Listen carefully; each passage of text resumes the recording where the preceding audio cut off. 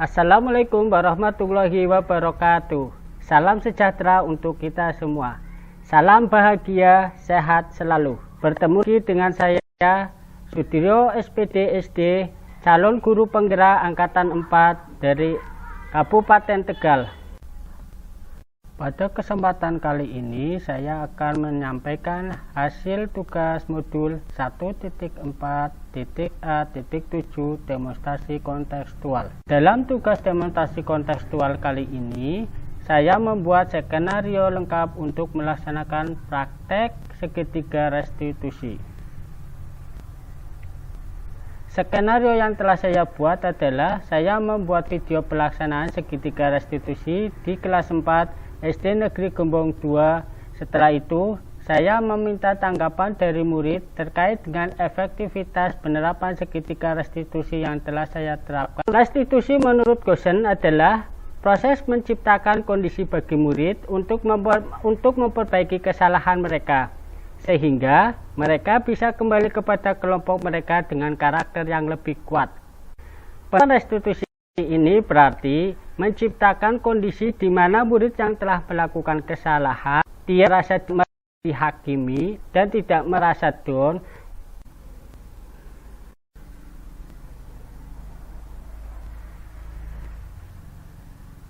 Setelah kita mengenal pengertian restitusi, sekarang kita akan mengenal dengan konsep segitiga restitusi. Dalam konsep segitiga restitusi ini, kita akan mengenalkan 3 sisi dari pendekatan restitusi. Sisi yang bawah kita kenal dengan nama menstabilkan identitas. Dalam tahapan ini, calon guru penggerak meyakinkan kepada murid bahwa setiap orang pasti pernah berbuat salah. Untuk sisi yang kedua adalah validasi tindakan yang salah. Setelah murid melakukan kesalahan, calon guru penggerak mengkonfirmasi kesalahan yang murid lakukan. Dalam konfirmasi ini, calon guru penggerak akan menggali penyebab apa mereka melakukan perbuatan tersebut, tujuan mereka melakukan hal tersebut, dan menjabarkan akibat yang timbul dari kesalahan yang mereka perbuat. Untuk sisi yang berikutnya adalah menanyakan keyakinan. Dalam tahapan ini, calon guru penggerak mengkonfirmasi apakah murid tahu dan mengerti keyakinan kelas dan sekolah yang berlaku.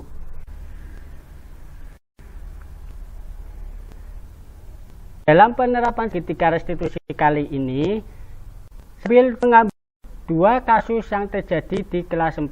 Kasus yang pertama adalah murid sering terlambat masuk sekolah.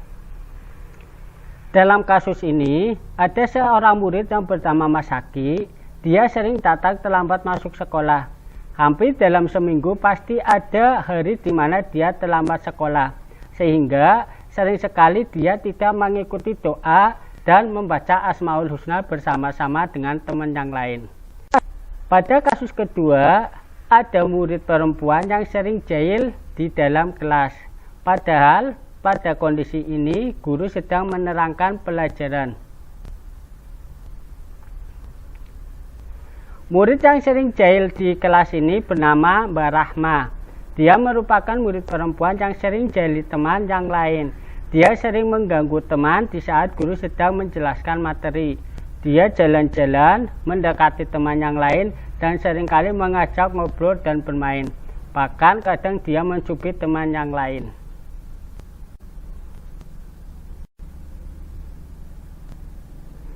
Untuk kasus yang pertama, murid sering terlambat masuk kelas. Di pagi itu terlihat Mas Haki yang dengan wajah terburu-buru, dia masuk kelas. Dan kemudian saya bertanya, Mas Haki, mengapa terlambat lagi? Kemudian Haki menjawab, maaf Pak Guru, saya bangun kesiangan. Kok bisa bangun kesiangan? Mas Haki pun menjawab, sebenarnya tidur saya jam 11 malam Pak, karena main game di HP. Kemudian saya bertanya lagi, bukannya kemarin sudah Pak Guru ingatkan, kalau main HP tidak boleh sampai larut malam. Haki pun menjawab, iya, saya minta maaf karena keasikan main HP sehingga saya lupa waktu. Kemudian saya pun memberi penguatan. Baiklah, sekarang kamu maju ke depan untuk berdoa dan nanti jam istirahat Bapak ingin bicara empat mata dengan kamu. Dari kasus yang pertama ini, penerapan segitiga restitusi yang saya terapkan adalah sebagai berikut. Tahu nggak kenapa dipanggil Pak Guru hari ini? Nggak tahu, ya. Mas Zaki dipanggil Pak Guru hari ini bukan terapi gender atau dukung ya, karena Mas Zaki itu Pak Guru perhatikan dari apa yang ada itu sering terlambat. Itu kenapa Mas Zaki sering berangkat terlambat itu kenapa Mas? Oh, boleh kesiangan. Kalau yang kesiangan memang semalam tidurnya jam berapa? Jam 10 malam. Oh, tidur jam 10 malam itu ngapain aja di rumah? Main di HP atau di laptop? Ya. Kasus kedua yang saya angkat adalah murid perempuan sering jahil dan membuat gaduh di kelas. Pada saat saya melaksanakan pembelajaran di kelas, ada salah seorang murid yang berteriak. Namanya Arya. Pak Guru, ini Rahma cubit pipi saya. Kemudian saya berbalik dan menjawab, ayo Rahma, tidak boleh begitu. Segera duduk di tempat duduk kamu ya. Setelah mendengar apa yang saya ucapkan, Rahma kemudian duduk di tempat duduknya. Dan saya menghampiri Rahma dan berkata, mengapa Mbak Rahma mencubit pipi Mas Arya? Arya pun menjawab, hanya iseng Pak Guru, biar saya diperhatikan Pak Guru. Saya pun melanjutkan pertanyaan saya. Kalau cuma mau cari perhatian, tidak begitu caranya Mbak. Pak Guru, HP saya bosan cuma duduk. Mbak, atas kesalahan yang kamu lakukan tadi, bersediakah kamu ke Arya dan meminta maaf? Baik Pak Guru, nanti saya akan meminta maaf ke Arya. Rahma meminta maaf kepada Arya. Saya pun berkata kepada Rahma, Pak Guru ada usul, daripada kamu jeli teman karena bosan, bagaimana kalau kamu membaca saja di depan kelas? Enggak Pak Guru, saya malu. Saya akan membaca dari sini saja. Setelah mengalami kasus tersebut, saya berusaha menerapkan segitiga restitusi sebagai berikut. Hari ini Pak Guru panggilkan ke sini, kalau panggilan saya apa? Nggak tahu. Ya. Pak Guru memanggil kami ke sini karena Pak Guru memperhatikan kami di kelas itu sering jadi teman-teman. Kira-kira kenapa kamu suka menjadi teman-teman di kelas? Alasannya apa Mbak? Oh, cari perhatian. Harusnya cara mencari perhatian kamu itu jangan kamu bisa menggunakan cara yang lain, misalkan saat Pak Guru bertanya kamu menjawab, itu bisa mencuri perhatian Pak Guru dan teman-teman. Tapi yang kamu lakukan itu cara yang kamu lakukan itu tidak baik, tidak sesuai dengan karakter yang diharapkan. Terus kira-kira agar kamu tidak melakukan kebiasaan jeli semua itu caranya bagaimana? Kalau menggunakan waktu yang berbeda, ya bagus. Setelah kamu sudah menggunakan waktu luang, terus kamu keesokannya hari lagi itu melakukan kejadian lagi. Kira-kira apa yang harus kamu lakukan kepada kamu agar kamu tidak jahil lagi? Itu membaca di depan kelas.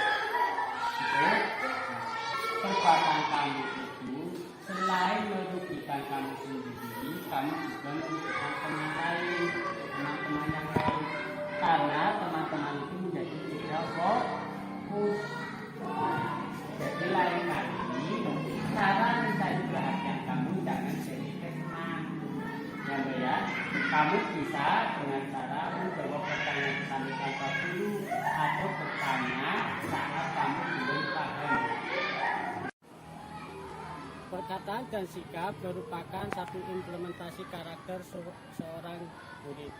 Disinilah dibutuhkan bimbingan dan pembelajaran yang harus berpihak kepada murid.